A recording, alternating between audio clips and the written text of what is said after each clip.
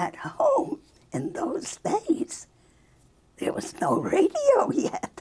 There was a Victrola, and I had the operas on, and I had the Chazan Yossele Rosenblatt.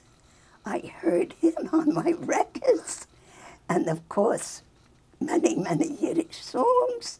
And I used to sit by the Victrola, just sitting and listening. We came to a year where we were able to get radio.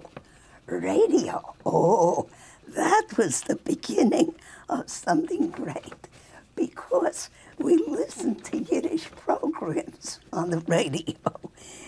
On Sunday, there was a drama program with Nochem Stuchkov. He led that.